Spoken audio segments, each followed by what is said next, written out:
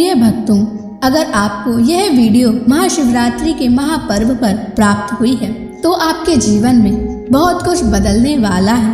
महाशिवरात्रि के इस महापर्व पर आपको महादेव की असीम कृपा प्राप्त होने वाली है, क्योंकि आज हम आपको महादेव का एक ऐसा मंत्र बताने जा रहे हैं जिस मंत्र के जाप या श्रवण करने मात्र से ही आपका जीवन बिल्कुल बदल जाएगा।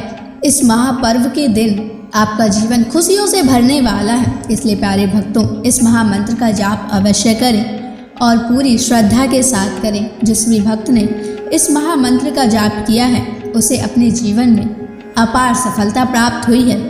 उसने जो भी मांगा है उसे वह प्राप्त हुआ है, फिर वो चाहे धन हो या किसी से भी जुड़ी कोई समस्या हो, उसे हर समस्या का समाधान और अथाह धन की प्राप्ति हुई है। इसलिए प्यारे भक्तों, इस मंत्र को साधारण समझने की गलती बिल्कुल भी ना करें, क्योंकि यह मंत्र बहुत ही शक्तिशाली और प्रभावशाली मंत्र है। इस मंत्र का जाप या श्रवण करने से ही इस मंत्र का प्रभाव दिखाई देने लगता है। प्रिय भक्तों, जिस भी भक्त ने इस महाशिवरात्रि के महापर्व पर इस मंत्र का जाप किया है उसे महादेव की असीम कृपा भी प्राप्त हुई है। इसलिए प्यारे भक्तों, आप इस मंत्र का जाप करके महादेव की असीम कृपा प्राप्त करें और अपनी मनोकामनाओं को पूरी करें। अगर आप महादेव का आशीर्वाद प्राप्त करना चाहते हैं तो इस वीडियो को लाइक और चैनल को सब्सक्राइब जरूर कर दीजिए और कमेंट बॉक्स में जय भोलेनाथ अवश्य लिख दीजिए। तो चलिए भक्तों, मंत्र का जाप करना प्रारंभ करते हैं। ओम रुद्राय कर्पूर ज्योतिषे अग्निनेत्राय नमः। सर्वदुष्ट नाशाय स्वाहा। ओम रुद्राय कर्पूर ज्योतिषे अग्निनेत्राय नमः। सर्वदुष्ट नाशाय स्वाहा।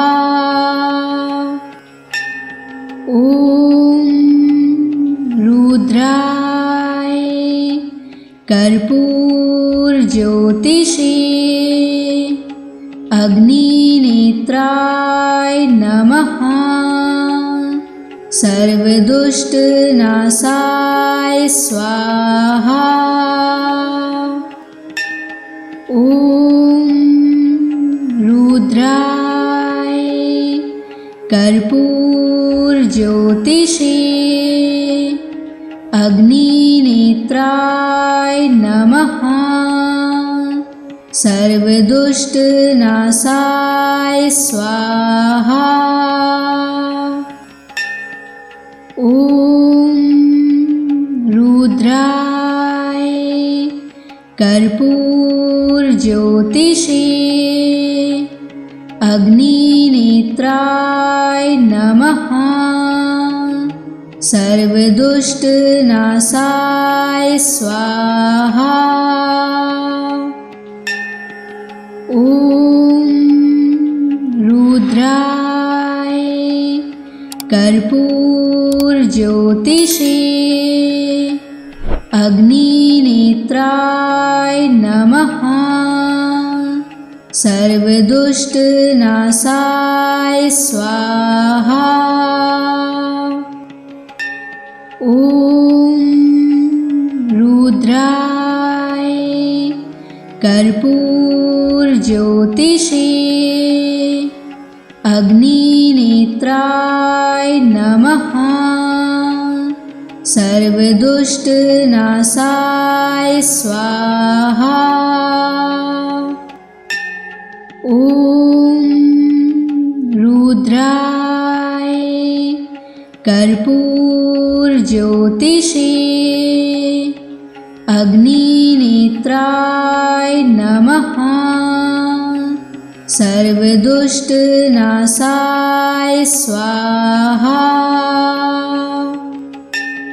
ओम रुद्राय कर्पूर ज्योतिषे अग्निनेत्राय नमः। सर्वदुष्टनाशाय स्वाहा। ॐ रुद्राय कर्पूरज्योतिषे अग्निनेत्राय नमः। सर्वदुष्टनाशाय स्वाहा। ॐ रुद्राय कर्पूरज्योतिषे अग्निनेत्राय नमः। सर्वदुष्टनाशाय स्वाहा। ॐ रुद्राय कर्पूरज्योतिषे अग्निनेत्राय नमः। सर्वदुष्टनाशाय स्वाहा। ॐ रुद्राय कर्पूरज्योतिषे अग्निनेत्राय नमः। सर्वदुष्टनाशाय स्वाहा। ॐ रुद्राय कर्पूरज्योतिषे अग्निनेत्राय नमः। सर्वदुष्टनाशाय स्वाहा। ॐ रुद्राय कर्पूरज्योतिषे अग्निनेत्राय नमः। सर्वदुष्टनाशाय स्वाहा। ॐ रुद्राय कर्पूरज्योतिषे अग्निनेत्राय नमः। सर्वदुष्टनाशाय स्वाहा। ॐ रुद्राय कर्पूरज्योतिषे अग्निनेत्राय नमः। सर्वदुष्टनाशाय स्वाहा। ॐ रुद्राय कर्पूरज्योतिषे अग्निनेत्राय नमः। सर्वदुष्टनाशाय स्वाहा। ॐ रुद्राय कर्पूरज्योतिषे अग्निनेत्राय नमः। सर्वदुष्टनाशाय स्वाहा। ॐ रुद्राय कर्पूरज्योतिषे अग्निनेत्राय नमः। सर्वदुष्टनाशाय स्वाहा। ॐ रुद्राय कर्पूरज्योतिषे अग्निनेत्राय नमः। सर्वदुष्टनाशाय स्वाहा। ॐ रुद्राय कर्पूरज्योतिषे अग्निनेत्राय नमः। सर्वदुष्टनाशाय स्वाहा। ॐ रुद्राय कर्पूरज्योतिषे अग्निनेत्राय नमः। सर्वदुष्टनाशाय स्वाहा। ॐ रुद्राय कर्पूरज्योतिषे अग्निनेत्राय नमः। सर्वदुष्टनाशाय स्वाहा। ॐ रुद्राय कर्पूरज्योतिषे अग्निनेत्राय नमः। सर्वदुष्टनाशाय स्वाहा। ॐ रुद्राय कर्पूरज्योतिषे अग्निनेत्राय नमः। सर्वदुष्टनाशाय स्वाहा। ॐ रुद्राय कर्पूरज्योतिषे अग्निनेत्राय नमः। सर्वदुष्टनाशाय स्वाहा। ॐ रुद्राय कर्पूरज्योतिषे अग्निनेत्राय नमः। सर्वदुष्टनाशाय स्वाहा। ॐ रुद्राय कर्पूरज्योतिषे अग्निनेत्राय नमः। सर्वदुष्टनाशाय स्वाहा। ॐ रुद्राय कर्पूरज्योतिषे अग्निनेत्राय नमः। सर्वदुष्टनाशाय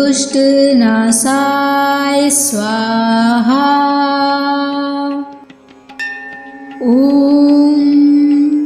रुद्राय कर्पूरज्योतिषे अग्निनेत्राय नमः। सर्वदुष्टनाशाय स्वाहा। ॐ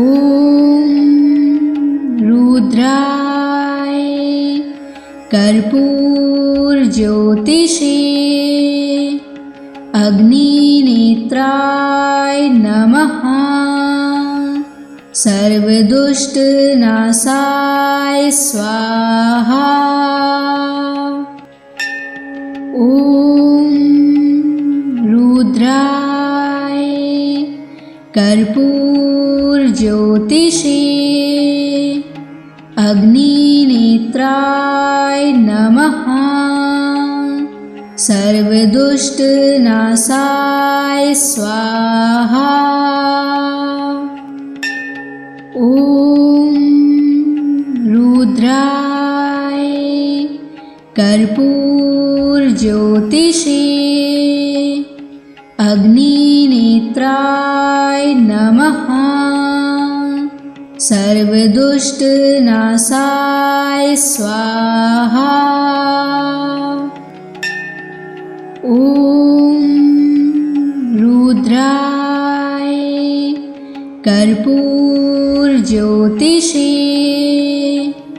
अग्निनेत्राय नमः। सर्वदुष्टनाशाय स्वाहा। ॐ रुद्राय कर्पूरज्योतिषे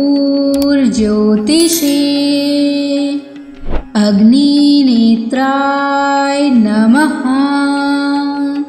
सर्वदुष्टनाशाय स्वाहा। ॐ रुद्राय कर्पूरज्योतिषे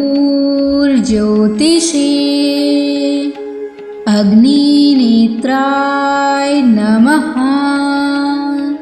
सर्वदुष्टनाशाय स्वाहा। ॐ रुद्राय कर्पूरज्योतिषे अग्निनेत्राय नमः। सर्वदुष्टनाशाय स्वाहा। ॐ रुद्राय कर्पूरज्योतिषे अग्निनेत्राय नमः। सर्वदुष्टनाशाय स्वाहा। ॐ रुद्राय कर्पूरज्योतिषे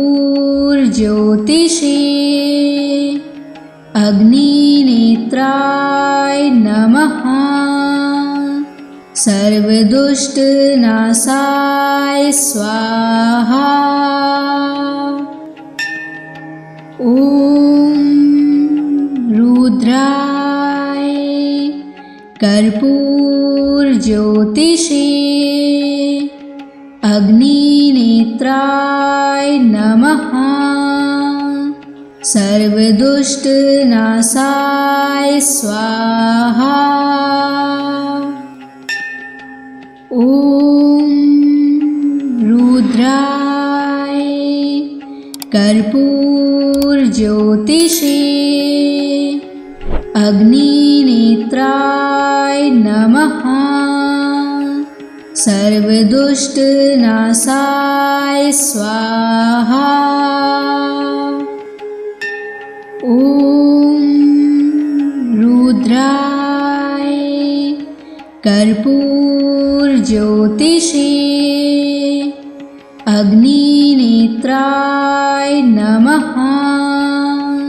सर्वदुष्टनाशाय स्वाहा। ॐ रुद्राय कर्पूरज्योतिषे अग्निनेत्राय नमः। सर्वदुष्टनाशाय स्वाहा। ॐ रुद्राय कर्पूरज्योतिषे अग्निनेत्राय नमः। सर्वदुष्टनाशाय स्वाहा। ॐ रुद्राय कर्पूरज्योतिषे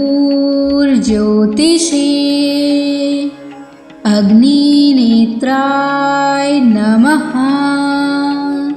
सर्वदुष्टनाशाय स्वाहा। ॐ रुद्राय कर्पूरज्योतिषे अग्निनेत्राय नमः। सर्वदुष्टनाशाय स्वाहा। ॐ रुद्राय कर्पूरज्योतिषे अग्निनेत्राय नमः। सर्वदुष्टनाशाय स्वाहा। ॐ रुद्राय कर्पूरज्योतिषे अग्निनेत्राय नमः। सर्वदुष्टनाशाय स्वाहा। ॐ रुद्राय कर्पूरज्योतिषे अग्निनेत्राय नमः। सर्वदुष्टनाशाय स्वाहा। ॐ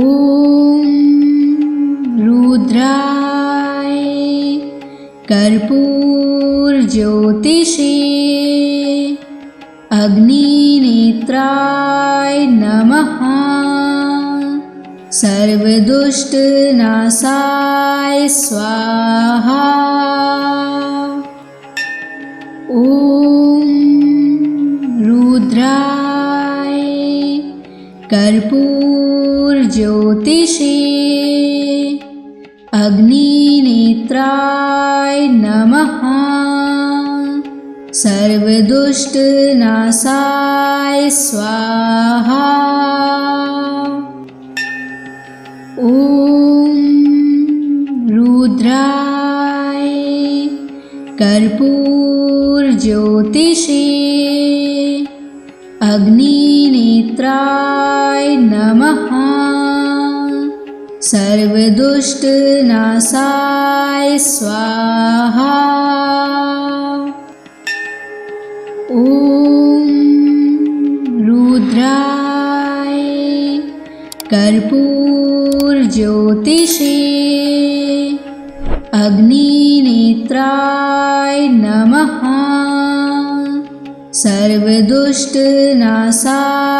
स्वाहा। ॐ रुद्राय कर्पूरज्योतिषे अग्निनेत्राय नमः। सर्वदुष्टनाशाय स्वाहा। ॐ रुद्राय कर्पूरज्योतिषे अग्निनेत्राय नमः। सर्वदुष्टनाशाय स्वाहा। ॐ रुद्राय कर्पूरज्योतिषे अग्निनेत्राय नमः। सर्वदुष्टनाशाय स्वाहा। ॐ रुद्राय कर्पूरज्योतिषे अग्निनेत्राय नमः। सर्वदुष्टनाशाय स्वाहा। ॐ रुद्राय कर्पूरज्योतिषे अग्निनेत्राय नमः। सर्वदुष्टनाशाय स्वाहा। ॐ रुद्राय कर्पूरज्योतिषे अग्निनेत्राय नमः।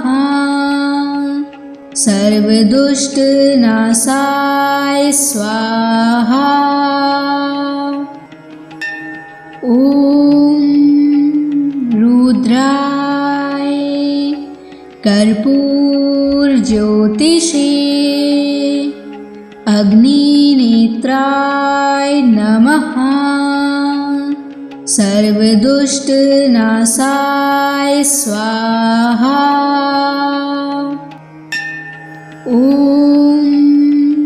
रुद्राय कर्पूरज्योतिषे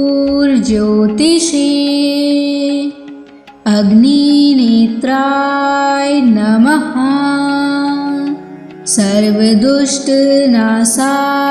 स्वाहा। ॐ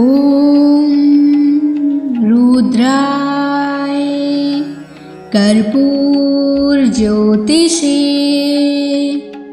अग्निनेत्राय नमः।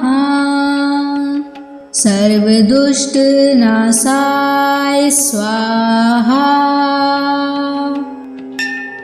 ॐ रुद्राय कर्पूरज्योतिषे अग्निनेत्राय नमः। सर्वदुष्टनाशाय स्वाहा। ॐ रुद्राय कर्पूरज्योतिषे अग्निनेत्राय नमः। सर्वदुष्टनाशाय स्वाहा। ॐ रुद्राय कर्पूरज्योतिषे अग्निनेत्राय नमः। सर्वदुष्टनाशाय स्वाहा। ॐ रुद्राय कर्पूरज्योतिषे अग्निनेत्राय नमः। सर्वदुष्टनाशाय स्वाहा। ॐ रुद्राय कर्पूरज्योतिषे अग्निनेत्राय नमः। सर्वदुष्टनाशाय स्वाहा। ॐ रुद्राय कर्पूरज्योतिषे अग्निनेत्राय नमः। सर्वदुष्टनाशाय स्वाहा। ॐ रुद्राय कर्पूरज्योतिषे अग्निनेत्राय नमः। सर्वदुष्टनाशाय स्वाहा। ॐ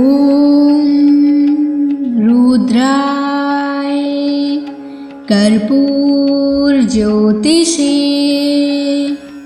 अग्निनेत्राय नमः। सर्वदुष्टनाशाय स्वाहा। ॐ रुद्राय कर्पूरज्योतिषे अग्निनेत्राय नमः। सर्वदुष्टनाशाय स्वाहा। ॐ रुद्राय कर्पूरज्योतिषे अग्निनेत्राय नमः। सर्वदुष्टनाशाय स्वाहा। ॐ रुद्राय कर्पूरज्योतिषे अग्निनेत्राय नमः। सर्वदुष्टनाशाय स्वाहा। ॐ रुद्राय कर्पूरज्योतिषे अग्निनेत्राय नमः।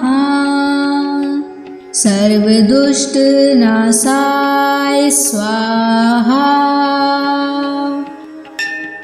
ॐ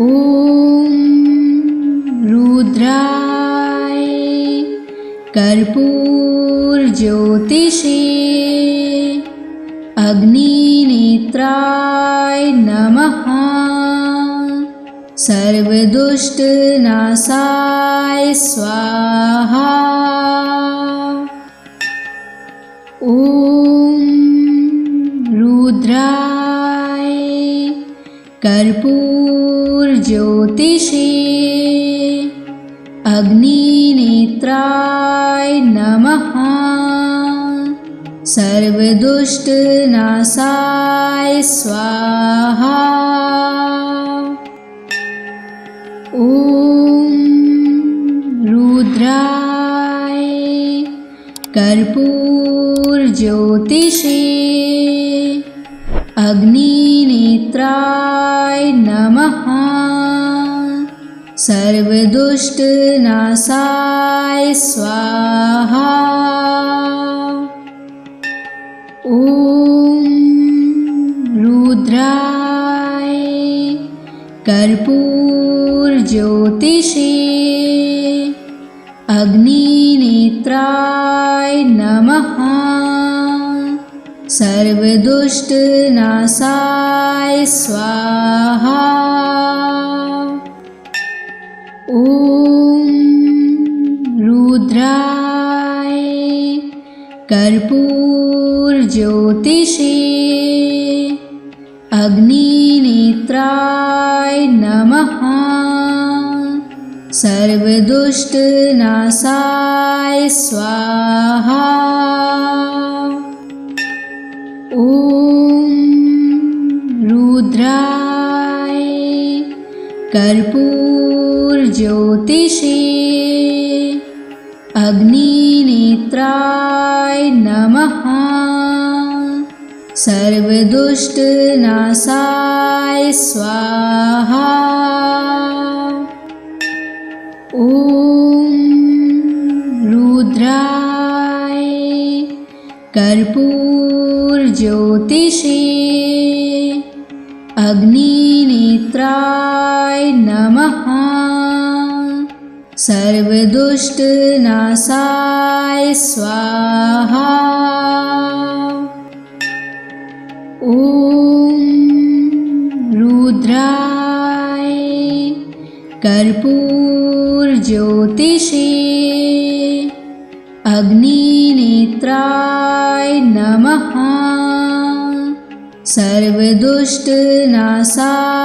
स्वाहा। ॐ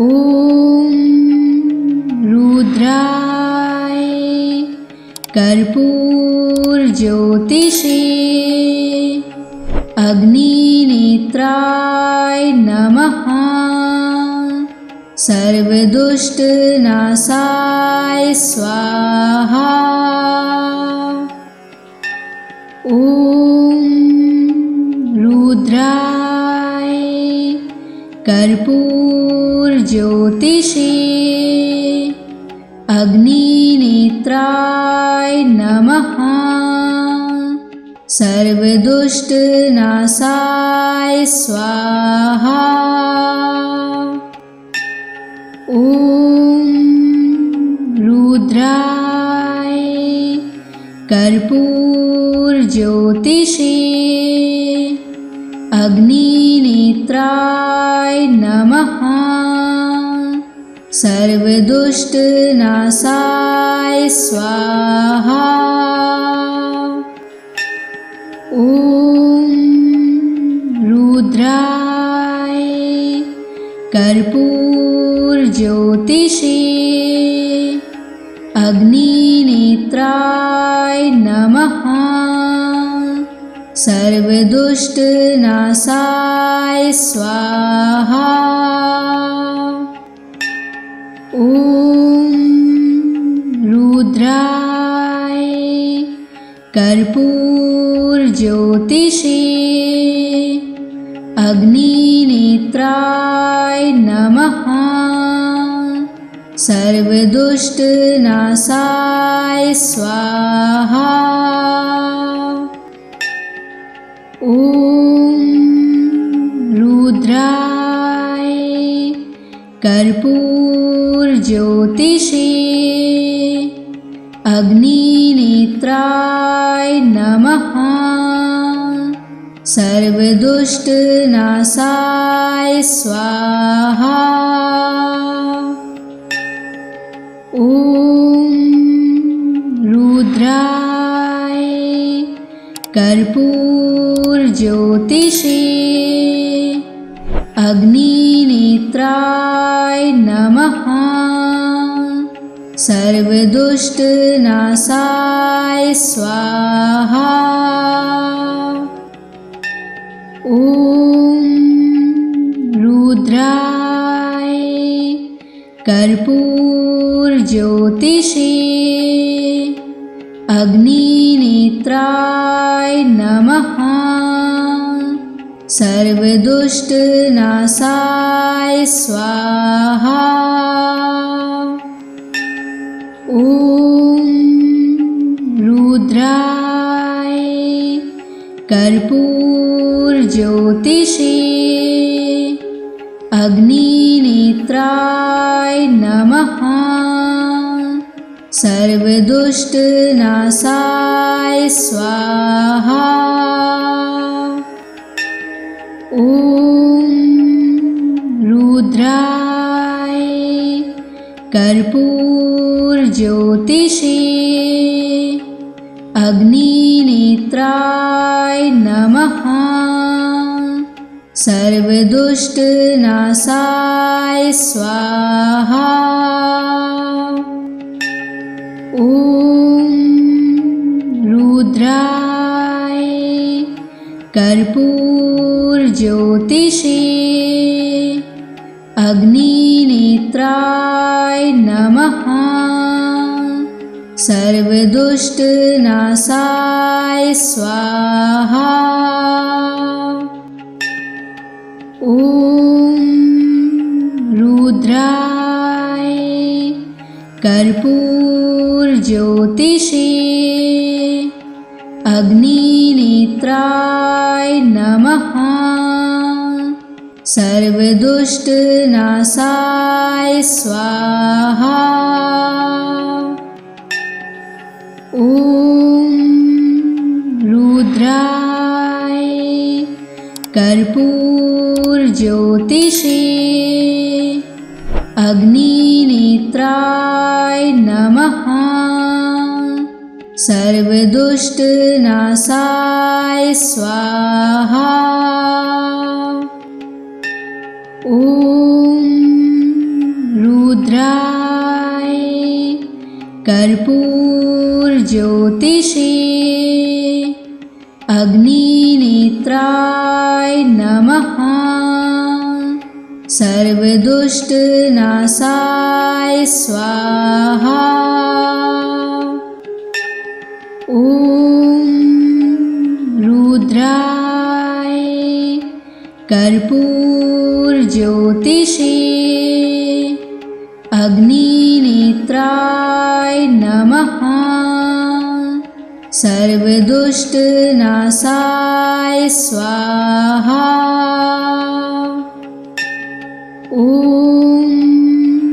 रुद्राय कर्पूरज्योतिषे अग्निनेत्राय नमः। सर्वदुष्टनाशाय स्वाहा। ॐ रुद्राय कर्पूरज्योतिषे अग्निनेत्राय नमः। सर्वदुष्टनाशाय स्वाहा। ॐ रुद्राय कर्पूरज्योतिषे अग्निनेत्राय नमः। सर्वदुष्टनाशाय स्वाहा। ॐ रुद्राय कर्पूरज्योतिषे अग्निनेत्राय नमः। सर्वदुष्टनाशाय स्वाहा। ॐ रुद्राय कर्पूरज्योतिषे अग्निनेत्राय नमः। सर्वदुष्टनाशाय स्वाहा। ॐ रुद्राय कर्पूरज्योतिषे अग्निनेत्राय नमः। सर्वदुष्टनाशाय स्वाहा। ॐ रुद्राय कर्पूरज्योतिषे अग्निनेत्राय नमः। सर्वदुष्टनाशाय स्वाहा। ॐ रुद्राय कर्पूरज्योतिषे अग्निनेत्राय नमः। सर्वदुष्टनाशाय स्वाहा।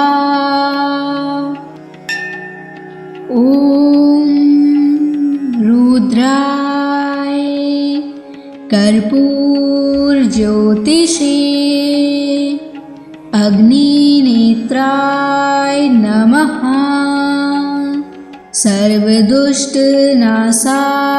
स्वाहा। ॐ रुद्राय कर्पूरज्योतिषे अग्निनेत्राय नमः। सर्वदुष्टनाशाय स्वाहा। ॐ रुद्राय कर्पूरज्योतिषे अग्निनेत्राय नमः। सर्वदुष्टनाशाय स्वाहा। ॐ रुद्राय कर्पूरज्योतिषे अग्निनेत्राय नमः। सर्वदुष्टनाशाय स्वाहा। ॐ रुद्राय कर्पूरज्योतिषे अग्निनेत्राय नमः। सर्वदुष्टनाशाय स्वाहा। ॐ रुद्राय कर्पूरज्योतिषे अग्निनेत्राय नमः। सर्वदुष्टनाशाय स्वाहा। ॐ रुद्राय कर्पूरज्योतिषे अग्निनेत्राय नमः। सर्वदुष्टनाशाय स्वाहा। ॐ रुद्राय कर्पूरज्योतिषे अग्निनेत्राय नमः। सर्वदुष्टनाशाय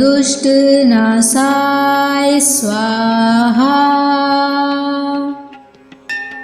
ॐ रुद्राय कर्पूरज्योतिषे अग्निनेत्राय नमः। सर्वदुष्टनाशाय स्वाहा। ॐ रुद्राय कर्पूरज्योतिषे अग्निनेत्राय नमः। सर्वदुष्टनाशाय स्वाहा। ॐ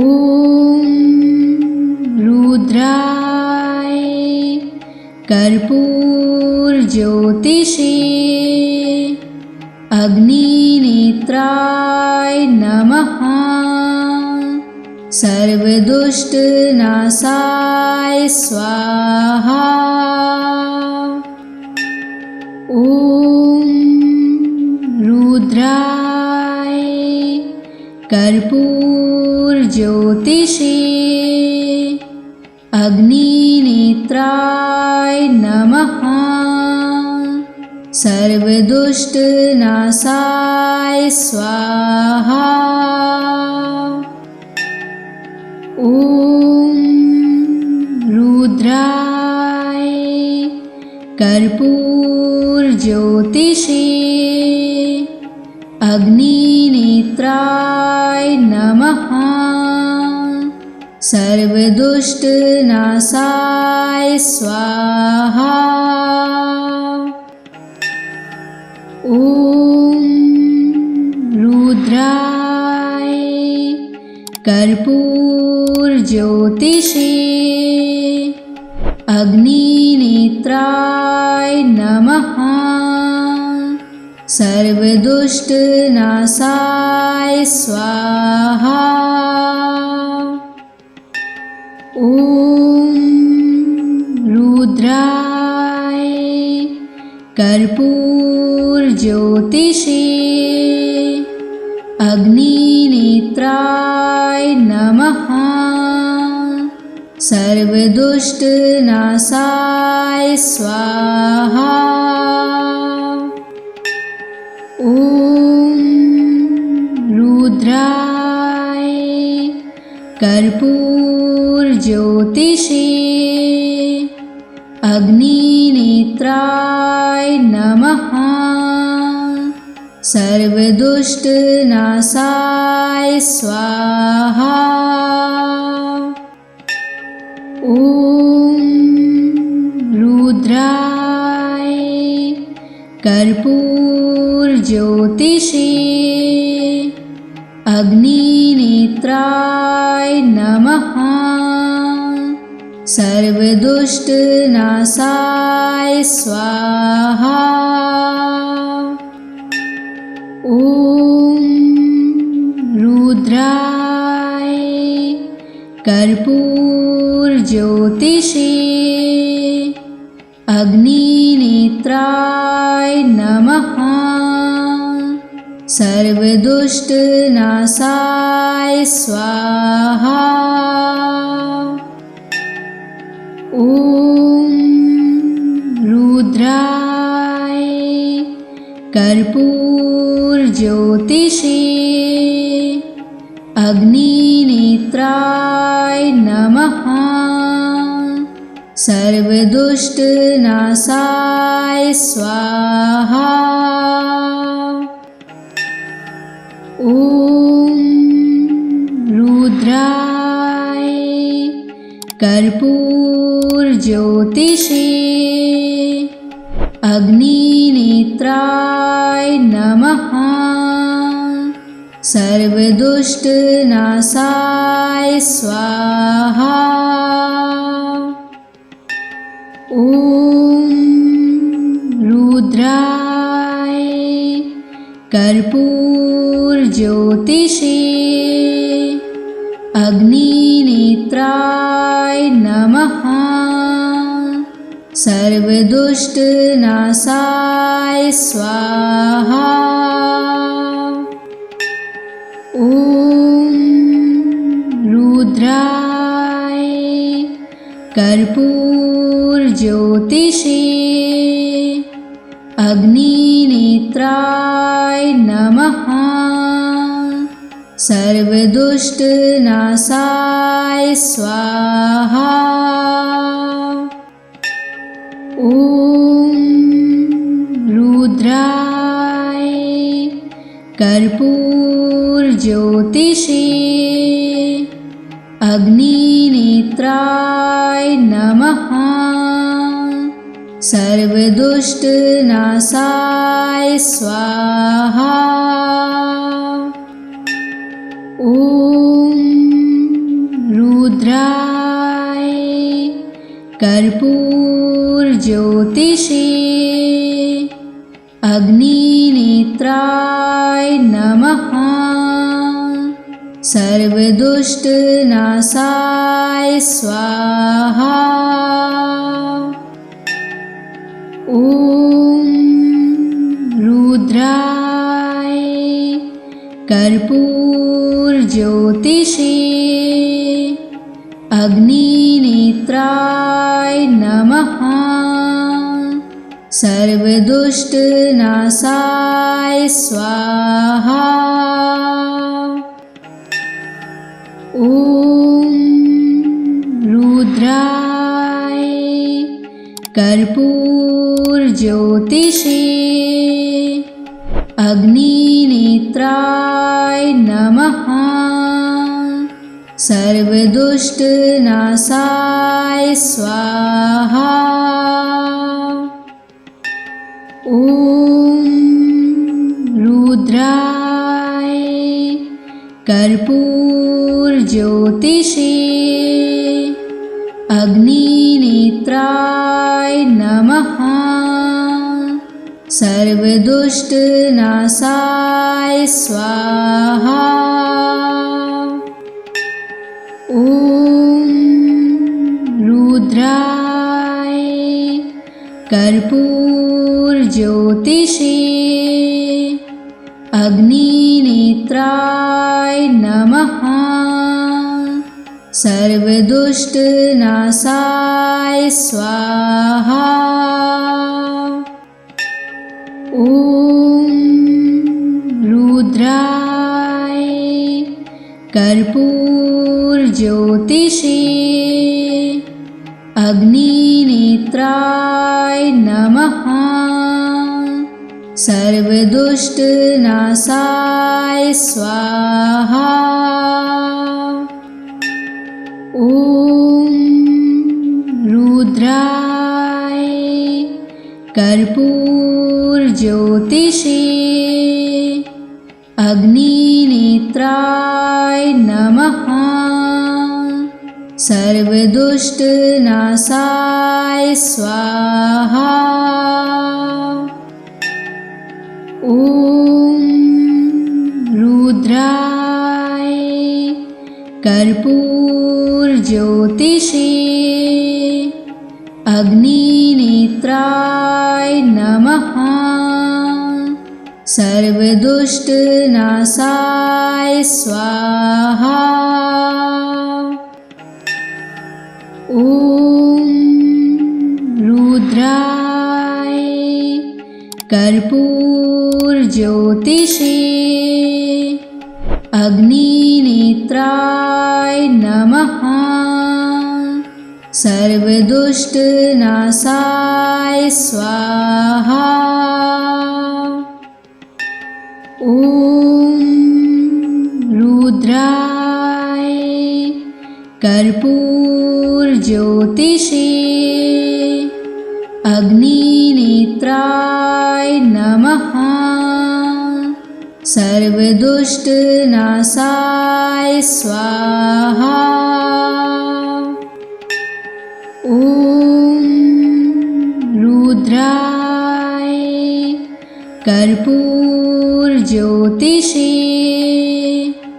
अग्निनेत्राय नमः। सर्वदुष्टनाशाय स्वाहा। ॐ रुद्राय कर्पूरज्योतिषे अग्निनेत्राय नमः। सर्वदुष्टनाशाय स्वाहा। ॐ रुद्राय कर्पूरज्योतिषे अग्निनेत्राय नमः। सर्वदुष्टनाशाय स्वाहा। ॐ रुद्राय कर्पूरज्योतिषे अग्निनेत्राय नमः। सर्वदुष्टनाशाय स्वाहा। ॐ रुद्राय कर्पूरज्योतिषे अग्निनेत्राय नमः। सर्वदुष्टनाशाय स्वाहा। ॐ रुद्राय कर्पूरज्योतिषे अग्निनेत्राय नमः। सर्वदुष्टनाशाय स्वाहा। ॐ रुद्राय कर्पूरज्योतिषे अग्निनेत्राय नमः। सर्वदुष्टनाशाय स्वाहा। ॐ रुद्राय कर्पूरज्योतिषे अग्निनेत्राय नमः। सर्वदुष्टनाशाय स्वाहा। ॐ रुद्राय कर्पूरज्योतिषे अग्निनेत्राय नमः। सर्वदुष्टनाशाय स्वाहा। ॐ रुद्राय कर्पूरज्योतिषे अग्निनेत्राय नमः। सर्वदुष्टनाशाय स्वाहा। ॐ रुद्राय कर्पूरज्योतिषे अग्निनेत्राय नमः। सर्वदुष्टनाशाय स्वाहा। ॐ रुद्राय कर्पूरज्योतिषे अग्निनेत्राय नमः। सर्वदुष्टनाशाय स्वाहा। ॐ रुद्राय कर्पूरज्योतिषे अग्निनेत्राय नमः। सर्वदुष्टनाशाय स्वाहा। ॐ रुद्राय कर्पूरज्योतिषे अग्निनेत्राय नमः। सर्वदुष्टनाशाय स्वाहा। ॐ रुद्राय कर्पूरज्योतिषे अग्निनेत्राय नमः। सर्वदुष्टनाशाय स्वाहा। ॐ रुद्राय कर्पूरज्योतिषे अग्निनेत्राय नमः। सर्वदुष्टनाशाय स्वाहा। ॐ रुद्राय कर्पूरज्योतिषे अग्निनेत्राय नमः। सर्वदुष्टनाशाय स्वाहा। ॐ रुद्राय कर्पूरज्योतिषे अग्निनेत्राय नमः। सर्वदुष्टनाशाय स्वाहा। ॐ रुद्राय कर्पूरज्योतिषे अग्निनेत्राय नमः। सर्वदुष्टनाशाय स्वाहा। ॐ रुद्राय कर्पूरज्योतिषे अग्निनेत्राय नमः। सर्वदुष्टनाशाय स्वाहा। ॐ रुद्राय कर्पूरज्योतिषे अग्निनेत्राय नमः। सर्वदुष्टनाशाय स्वाहा। ॐ रुद्राय कर्पूरज्योतिषे अग्निनेत्राय नमः। सर्वदुष्टनाशाय